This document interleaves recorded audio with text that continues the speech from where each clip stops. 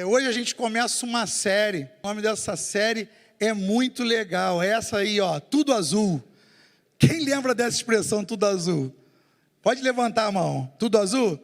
E aí, tudo azul? A garotada mais nova, né, não lembra disso.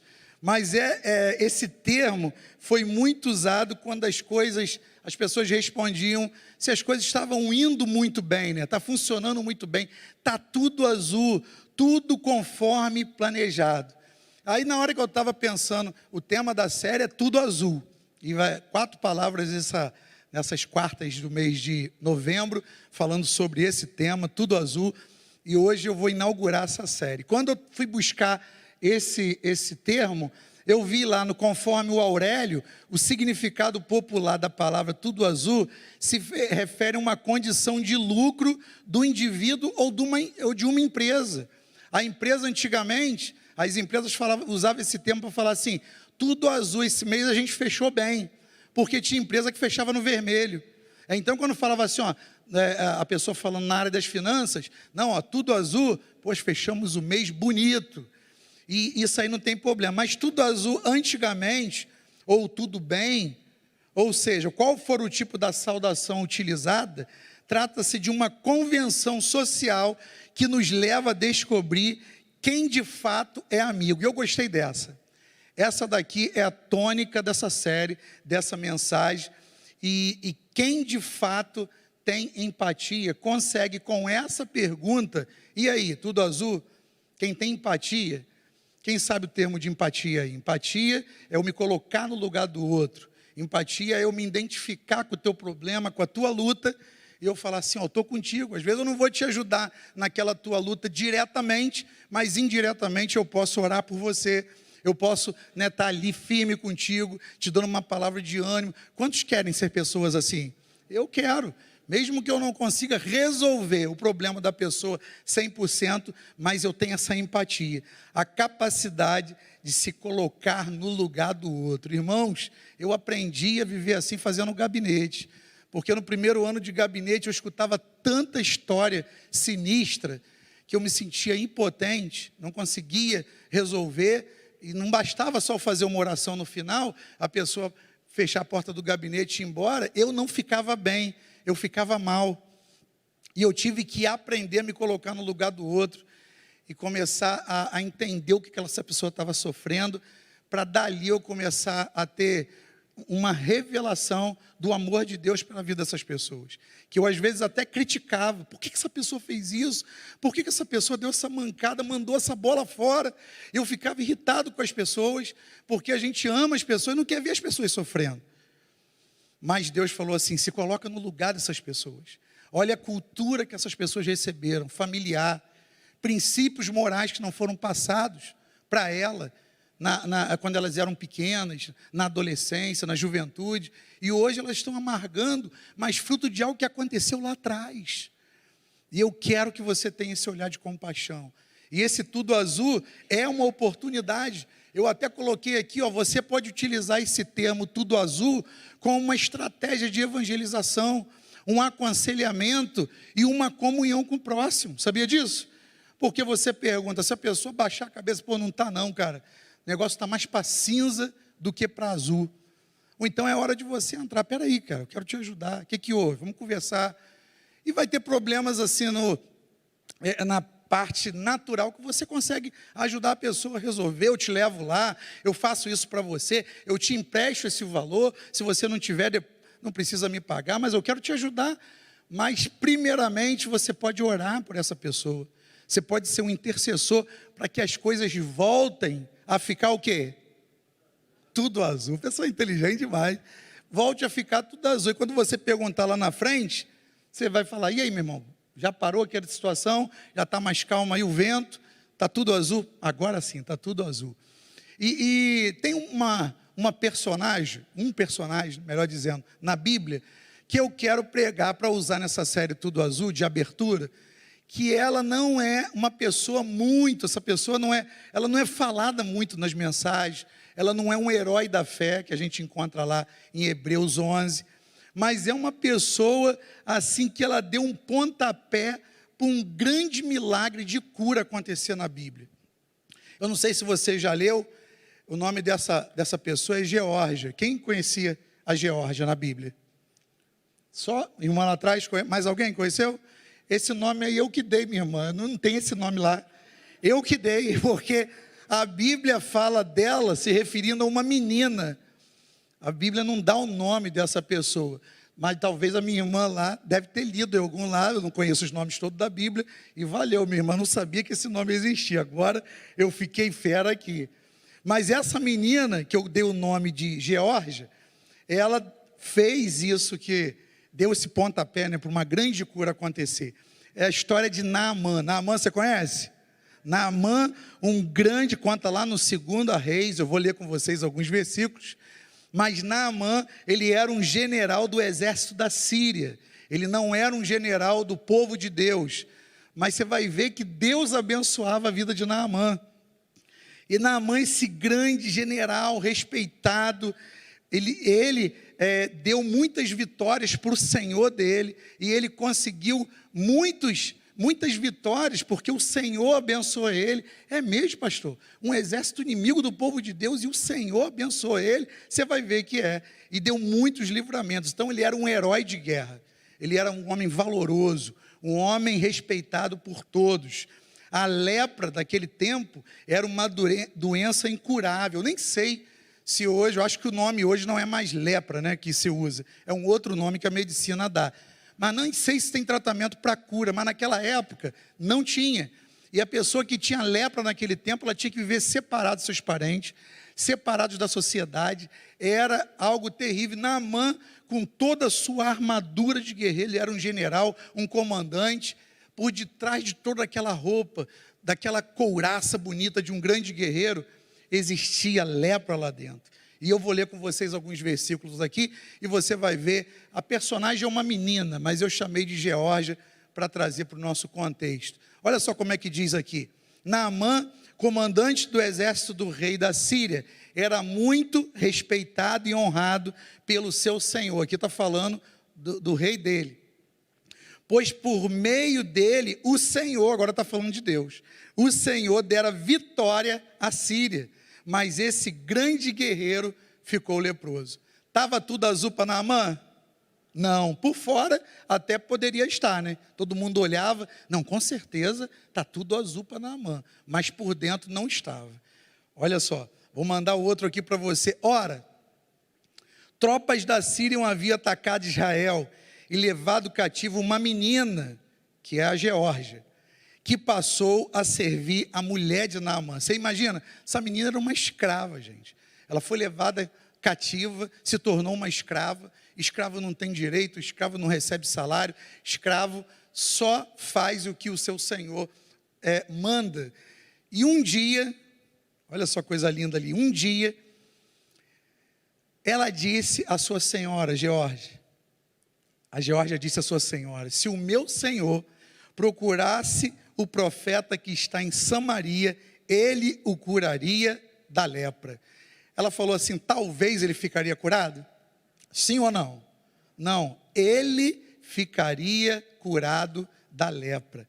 Essa menina Geórgia, que eu estou dando esse nome para ela bonito, estou vendo uma série que tem uma menina lá, Geórgia, por isso que eu fiquei inspirado. Ela percebeu que mesmo sendo um homem respeitado, mesmo sendo um homem honrado e reconhecido por todos, não estava tudo azul com ele, não estava tudo funcionando bem. Naamã não era um cara amaldiçoado, não era mesmo, porque você viu pelo primeiro versículo que eu coloquei, que o Senhor dava vitória a Naamã. Então ele não estava vivendo debaixo de uma maldição, não estava, mas ele contraiu essa doença que naquela época era terrível.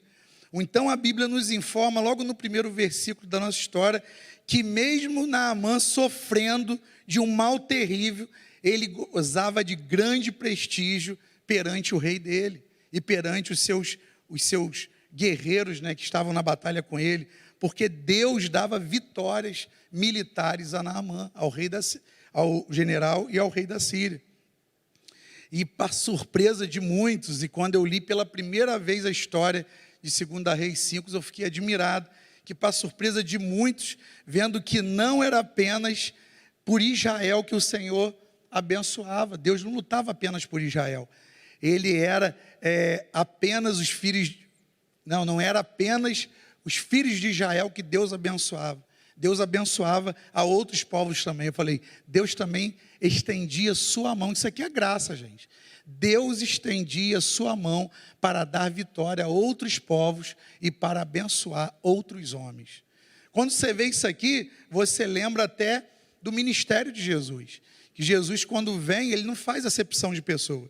Jesus, quando vem, conta lá o texto que aonde ele ia, ele curava a todos. Se você ler Atos capítulo 10, verso 38, vai falar que Jesus era ungido, né, pelo Espírito Santo. Deus ungiu a Jesus de Nazaré, e ele andava por toda parte fazendo o bem e curando a todos.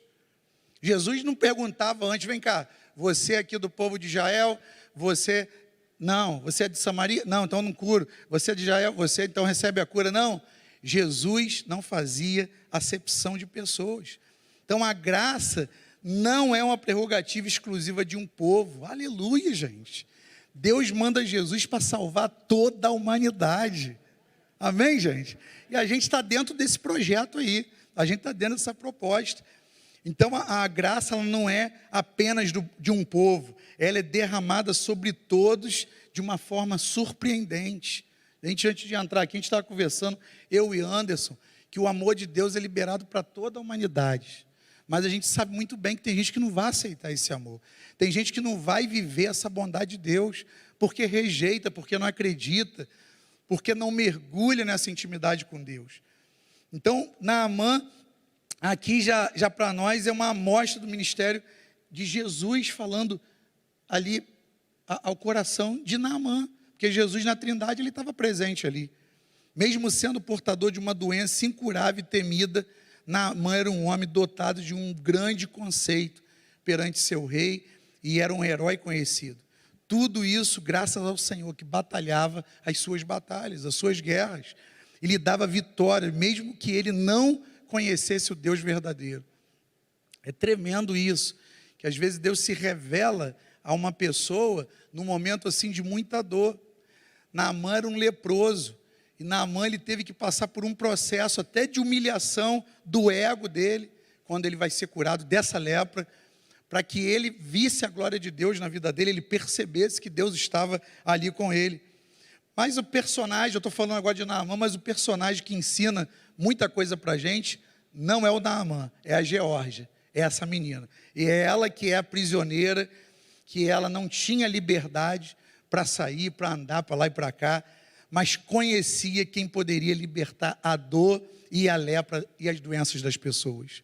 Essa menina, ela foi criada ali com o povo de Deus, ela conhecia o profeta Eliseu, que era a representação de Deus naquele ambiente que ela vivia, e quando ela foi levada cativa, ela não virou as costas para Deus, ela não falou assim, tu não tem poder nenhum, porque se eu tivesse, você não ia deixar isso acontecer comigo. Muita gente fica revoltada quando acontece algo que não saiu como planejado, quando tudo deu errado, teus planos eram totalmente contrários ao que você está vivendo, e se revolta contra Deus. Mas essa menina, ela não fez isso. Essa menina era prisioneira sim, mas era livre por dentro. Essa menina tinha um espírito maravilhoso. Ela tinha todos os motivos para não ajudar ninguém daquela família que a mantinha em cativeiro. É verdade ou não é? Você imagina você ser mantido em cativeiro, você é a pessoa que você tem que cuidar de toda a casa, tudo que os seus donos pediam, ela tinha que levar. Por que essa menina tinha que olhar para uma situação que ela reparou em Naamã, que não estava tudo azul com ele, e ela fez esse comentário com a esposa de Naamã? Ou então a primeira lição, e eu vou trazer algumas aqui para você, porque ela é a personagem que vai ensinar a gente nessa série. A primeira lição que aprendemos com essa menina é essa daqui, ó. Não permita que as pessoas transformem você em alguém amargo, em alguém ressentido e bloqueado para fazer o bem. Amém? Você diz amém isso aí, gente? Porque as situações que a gente vive no mundo, elas vão querer nos forjar no contrário disso aí. Elas vão querer fazer o bem. Não, vou ficar ressentido. Eu tenho um motivo para estar ressentido nessa situação. Eu tenho um motivo para viver essa vida amarga. Eu tenho um motivo para não fazer o bem para as pessoas. Olha o que fizeram comigo.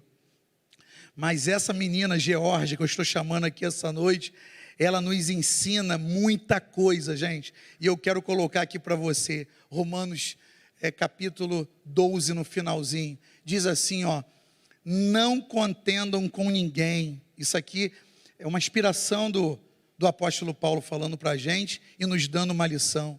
Não contendam com ninguém, tanto quanto possível, vivam em paz com quem? Ih, gente, a gente não está recebendo não, hein? Vivam em paz com, se depender de quem? De mim. Vivam em paz com todos. Amados, nunca se vinguem. Você já tentou se vingar? Vou fazer uma oração forte aqui, que vai dar tudo errado para essa pessoa. Eu vou me vingar, vou rir da cara dela. Mas ali está falando, nunca se vinguem. Deixa a ira com Deus, pois está escrito, minha é a vingança, eu retribuirei. Senhor, eu espero que o Senhor retribua da mesma maneira que aconteceu comigo, hein? Fica tranquilo, meu filho. Eu vou salvar essa pessoa e ela vai morar do céu e vai ser teu vizinho lá. Não, Deus, assim não. A gente é assim, gente. A gente tem a dualidade dentro da gente o tempo todo. Não, pai, mas eu não quero que o Senhor retribua assim, não. Eu quero vingança. Mas a gente não pode pensar assim. Pelo contrário, olha aqui que a palavra fala. Se o seu inimigo estiver com fome, faz o quê? Deixa ele com fome. Afinal de contas, é teu inimigo. É assim que fala o texto? Não. Se o seu inimigo estiver com fome, dá-lhe algo para comer. Se ele estiver com sede, dá-lhe de beber. Fazendo isso, você amontoará brasas vivas sobre a cabeça dele. Aleluia! Não deixe que o mal prevaleça. Gente, essa briga é muito forte. De você vingar, de você pegar essa dualidade dentro de você e vencer o lado do bem. É mesmo, é anjinho e diabinho brigando o tempo todo. Faz isso, fala poucas e boas para a pessoa. Essa pessoa errou contigo. Mas a Bíblia é clara e não vive bem e de maneira equilibrada quem não quer. Porque a Bíblia fala, não deixe que o mal prevaleça, mas triunfe sobre o mal, praticando o bem. Aleluia! Só tem um jeito da gente triunfar sobre o mal, gente. E é fazendo o contrário do que ele está dizendo para a gente fazer. Façam o bem. Façam o bem. Eu não acreditava, confesso a vocês, que o amor era a arma mais forte. Muitos anos da minha vida na igreja, eu não acreditava. Mas conforme Deus foi me dando maturidade, experiência, de ver várias situações, de ser o porta-voz de Deus para falar, não vinga, ora por essa pessoa está vivendo um momento muito atacada, a sua luta não é contra essa pessoa, se a luta é contra principados e potestades, ame essa pessoa, e a pessoa chorava ali na minha frente. Eu já vi, gente, lutas sendo vencidas pelo poder do amor. Porque na nossa vontade, na nossa humanidade, que enquanto a gente estiver aqui nessa terra, a gente vai ter que estar vencendo todo dia. Isso aí vai ser, o tempo todo assim, Já brincou de cabo de guerra? Uma hora puxa, uma hora você está vencendo. Quando, pastor, que isso vai acabar? Nunca. Até na glória. Cabo de guerra. Não, eu vou vencer. E você pode manter um bom tempo aqui. Mas não pensa que você ganha, não. Que uma hora ela vai te puxar para lá. Então, não faça isso. Isso aqui é uma lição que essa menina deixou para a gente. Ela não pagou o mal com o mal. Pelo contrário, ela podia olhar a lepra dele lá. Olha lá. Ela poderia ficar assim. Olha lá. Todo mundo diz que é honrado, prestigiado, até pelo seu rei. Mas olha lá, é um leproso. Tomara que morra assim. Tomara que ele morra desse jeito. Morra rápido. Mas não, essa menina praticou isso aqui, não deixe que o mal prevaleça, mas triunfe sobre... Ela triunfou ou não triunfou, gente? Triunfou, sim ou não? Triunfou, gente. Por quê? Ela praticou o bem quando ela tinha todos os motivos para ser uma pessoa vingativa, uma pessoa amarga, ressentida, e ela nos deixa um ensinamento muito grande. Segunda lição que essa menina deixou, e eu fui procurando assim, falei, meu Deus, essa menina é uma bênção, ela faz isso aqui com a gente, ó, não importa que não sejamos conhecidos ou reconhecidos. Você gosta de reconhecimentos? Reconhecimento? Os honestos, levante a mão assim, ó. Quem gosta de reconhecimento? Todo mundo gosta. Quem fala que, não precisa de reconhecimento, é a que mais gosta. Pode ter certeza. Quando eu faço uma entrevista, não, pastor, não quero nem que fale o meu nome. Aí quando tu não fala, ela reclama com a pessoa lá, pastor, nem falou meu nome.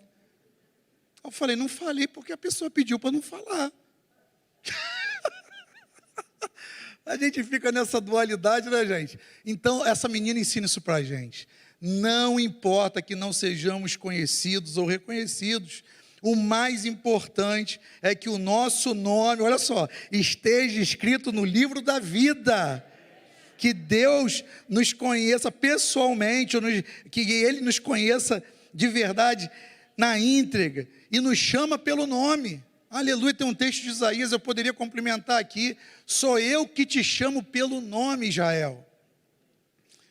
E essa menina ensina isso, a Bíblia nem fala do nome dela, por isso que eu dei um nome para ela, tadinha. Eu fiquei com pena dela, falei, vou chamar dela de Geórgia.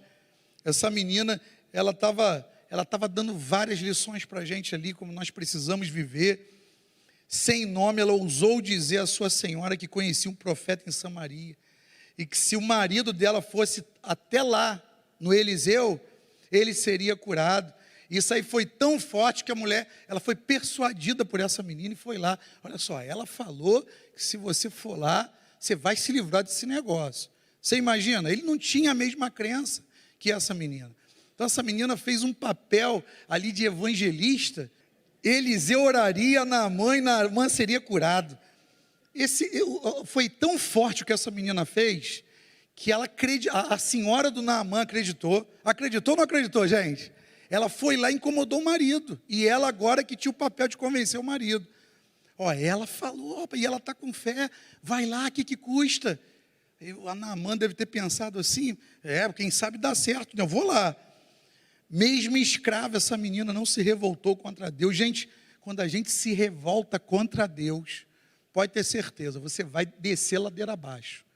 Vai descer ladeira abaixo. Sabe por quê? Você imagina um remédio, você está com uma dor muito forte. O remédio está aqui, digamos que aqui tem uma estante virtual, tá? Você está com uma dor muito forte, e se você tomar esse remédio aqui, esse remédio vai aliviar a tua dor em 15 minutos. Não tem remédio que é assim? 15 minutos você já está normal. Graças a Deus, aquela dor muito forte passou. Quando você se revolta contra Deus, é mais ou menos isso. Você está com uma dor muito forte, você está sofrendo com aquela dor, mas você olha para aquele remédio e você não pega ele para tomar. Sabe o que vai acontecer? Vai continuar sofrendo, vai continuar doendo, e você não vai sair dessa situação. Aquela menina falou com tanta convicção, que a esposa de Naamã convenceu o seu marido, e ele foi. A Bíblia, no entanto, encerra a história dizendo apenas assim, e ele foi curado.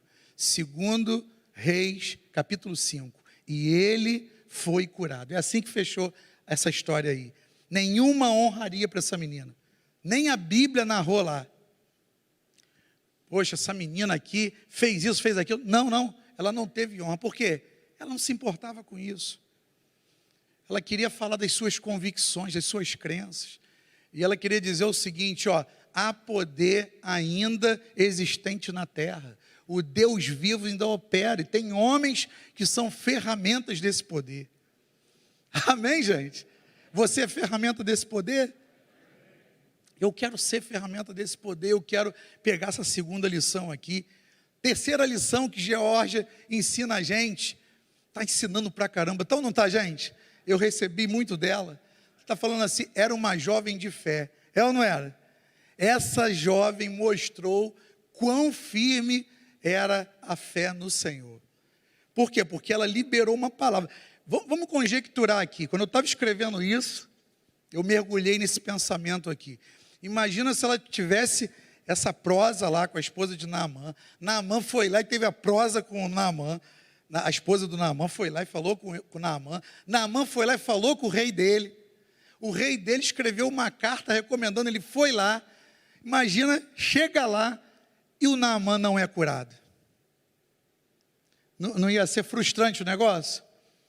Tudo bem, tinha a possibilidade dele não receber a cura, e quase que isso não aconteceu. Depois você lê todo o texto lá, que você vai entender por quê. Teve que entrar uma outra pessoa também, que não tem o nome na Bíblia, que é o servo de Naamã. Ele fala lá, quando Naamã ficou nervoso com Eliseu, ele mandou dar 7 mergulhos num rio sujo, igual o Jordão, tantos rios bons aqui para eu poder dar um mergulho lá onde eu moro. Ele mandou eu mergulhar 7 vezes no Jordão. Aí Deus não levanta mais a menina porque ela está longe. A Geórgia levantou um outro lá. Quem? O Jorge. Levanta o outro lá e fala assim: meu Senhor, se ele tivesse pedido algo muito difícil, olha que palavra sábia, gente, só fez Naamã pensar: meu Senhor, se ele tivesse pedido algo muito difícil, o Senhor não faria? Naamã acho que não queria nem concordar, mas penso, aqui dentro ele concordou: faria, faz sentido. Ou então, meu Senhor, já viemos até aqui, para essa comitiva, dá os 7 mergulhinhos. Você já deu os 7 mergulhinhos? Dá lá os 7 mergulhinhos, você vai ver a vitória acontecer na sua vida. Então ali, gente, Naamã estava sendo quebrantado no seu orgulho, porque Eliseu nem apareceu para falar com ele. Ele estava acostumado, quando ele aparecia, todo mundo ficava, né, em posição assim, ereta, e batia continência para ele. Ele era um general de guerra, um grande comandante. Então, quando a gente vem para Deus assim, para receber as coisas que Deus tem para a gente tem que baixar nossa bola. Fala aí para o teu irmão perto de você, baixa a tua bola. Baixa a tua bola. Priscila, baixa a tua bola, hein, Priscila? Baixa a tua bola. Então, essa jovem, ela mostrou firmeza quando ela falou para ele. Mas ela tinha convicção e certeza que o Deus de Israel tinha poder para curar Naamã. Gente, a gente não pode se calar. Ela não duvidou do poder de Deus. Deus honra quem tem honra, e sem fé é impossível agradar a Deus.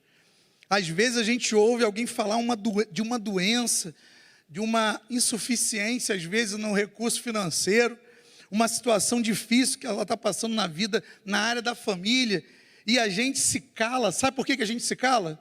Vou falar para você, porque isso já aconteceu comigo muitas vezes. Não é regra isso aqui, mas muitas vezes a gente se cala, porque tem situações que nós mesmos achamos, quando as pessoas contam para a gente, que para aquilo ali não tem jeito. É verdade ou não é, gente? A pessoa conta um negócio tão difícil para você, um negócio tão forte, que você fala: não, eu não vou falar nada, eu não vou abrir minha boca aqui para declarar nada que Deus pode fazer, porque esse negócio é muito difícil. É a grande verdade, gente. E isso me leva à quarta lição que ela deixa para a gente aqui, uma jovem cheia de ousadia. Ousadia. Gente, a gente precisa ser ousado. Eu confesso para vocês que não é sempre que a gente tem que liberar palavras sem Deus dar direção para a gente, não. Mas se Deus está mandando você liberar, libere, irmão, que é Ele que faz o milagre. Eu já liberei palavras assim que eu fiquei: Senhor, mas se não acontecer, Pai, eu tinha esse arquivo, e se não acontecer, eu vou ficar mal na fita, pastor. Oh Deus, eu sou pastor. Ele só está falando assim: meu filho, olha só, vai lá e libera a palavra. Eu gosto de uma brincadeira com o pessoal. Fala que Moisés, quando estava com o povo ali, para atravessar o Mar Vermelho, o mar fechado ainda, o povo pressionando Moisés: Moisés, a gente vai morrer. Faraó está vindo com cavalos e cavaleiros, vai matar todo mundo aqui, e Moisés vai falar com Deus. Eu gosto quando a pessoa fala: Moisés, olha só, fazer o milagre sou eu, mas botar o pé na água é você. Bota o pé na água, rapaz, quem vai abrir esse mar sou eu. Amém, gente? Não, vocês não escutaram isso não, com certeza, isso aí passou batido, vocês nem pegaram. Mas essa jovem, ela tinha ousadia. Geralmente, os escravos, eles são limitados a falar com seus senhores. Eles não abrem nem a boca, porque eles pensam que vão ser repreendidos. Mas essa jovem, ela começou já falando para a mulher do Naamã, e eu coloquei até aqui: a carta que levou o rei de Israel dizia assim. Olha a ousadia dessa menina. Essa menina tinha tanta convicção, que ela falou assim: junto com esta carta, isso é a carta do rei para o rei de Israel, que não caiu bem lá não. Quando ele leu aquilo, quem sou eu para curar alguém? O rei, de repente, achou que era ele que ia curar, né? Mas era o homem de Deus lá. Junto com esta carta, estou te enviando o meu oficial Naamã, para que os cure da lepra. Por quê? Porque a menina já tinha dado lá a sentença. Se você for lá, você vai ser curado. Aleluia! Então, sabe o que gerou no coração da senhora de Naamã? E no Naamã, fé. Fé para falar assim, ó, se fizer como eu estou dizendo, vai acontecer. Amém, gente? Às vezes a gente tem que ser ousado e falar assim, ó, faz assim. Eu já falei coisas para pessoas assim que eu falei, quando a pessoa foi embora, confesso para vocês, eu falei assim, meu Deus, cara, só pode ter sido Deus, eu nunca falaria isso. E eu falei, se fizer assim, vai acontecer. A pessoa falou assim, é mesmo, pastor? Vai acontecer? Vai acontecer. Vai haver uma restauração, uma porta vai abrir, eu garanto, é o Deus que eu sirvo. Vai acontecer. Quando a pessoa foi embora, eu, Senhor, que palavra foi essa, hein? Agora eu mesmo fiquei preocupado. Aí, gente, Deus conhece a nossa estrutura, né? Sabe que a gente às vezes dá uma bambeada, mas na hora eu liberei. Aí volta as pessoas e fala assim, ó, pastor, eu fiz do jeito que você falou, e o negócio aconteceu, e hoje eu estou curada. A Priscila estava comigo numa igreja, né, Priscila? Eu parei a mensagem, eu não sou de fazer isso, irmãos. Eu parei a mensagem, estava indo por um caminho, parei a mensagem, falei assim, quem está doente aqui, precisando de uma cura divina, fica de pé. Agora, Deus já tinha me falado, tem várias pessoas aqui precisando de cura, e eu vou curar essa noite. Mas eu tive que obedecer o comando, eu tive que ser ousado. E eu falei, fica de pé essa noite. Uma pessoa só ficou de pé, a igreja lotada. No meu coração eu sabia que tinha mais pessoas precisando de cura divina. Mas só aquela senhora ficou de pé. Eu fiz uma oração simples. Orei rapidinho e falei, seja curada em nome de Jesus. Liberei, continuei aqui a palavra, ela sentou. Foi uma semana, Priscila. O pastor me manda lá um relatório grandão. Pastor, aquela senhora foi curada instantaneamente. E ela falou, pastor, o testemunho era dela, ele só encaminhou para mim. Pastor, eu sabia que tinha muita gente ali naquela igreja que estava precisando de cura. E quando eu fui falar com ele, o homem de Deus deu o comando, por que vocês não mergulharam nessa água? Eu fiquei com vergonha, não queria me expor. Então, quando Deus chama a gente para dar os 7 mergulhos, num rio que talvez para você não seria o melhor rio, não fique com vergonha, mergulha mesmo, mergulha com vontade. O Deus Todo-Poderoso, Deus que é fiel para cumprir, Ele está te dando um comando, e quando a gente obedece o comando dEle, tem vitória para quem obedece. Se fizer como eu disse, vai acontecer. Irmãos, vamos declarar com fé, e depois vamos ver com os nossos olhos o que vai acontecer. Queria chamar a equipe de louvor para vir aqui, a gente vai cantar mais uma vez aquela música, Não Há Nada Melhor que o Meu Deus. Essa música é tremenda, não é? Quero que você fique de pé junto comigo, quero orar pela tua vida, quero que você receba essas lições que essa menina deixou para a gente, a Geórgia, dei o nome para ela, agora pegou, Geórgia, ela me ensinou várias coisas aqui essa noite, e eu quero colocar isso em prática. Eu não vou de jeito nenhum deixar raiz de amargura se estabelecer dentro de mim. Se é o teu caso, eu já quero repreender esse mal agora. Coloca a mão no seu coração aqui. Pai, em nome de Jesus, repreende toda a raiz de amargura, repreende agora o ressentimento, repreende agora, Senhor, e lança fora todo bloqueio em fazer o bem para as pessoas, porque eu estou paralisado pelo mal que me fizeram. Pai, eu quero declarar sobre essas vidas agora liberdade, Pai, de cativeiros aqui essa noite. Liberdade de cativeiros aqui essa noite. Eu quero profetizar, Pai, uma lição que ela deixou para a gente, que eu vou ter autoridade, que eu vou ter ousadia para falar aquilo que o Senhor vai colocar no meu coração. Eu não vou temer se vai acontecer, porque quem faz é o Senhor, não sou eu.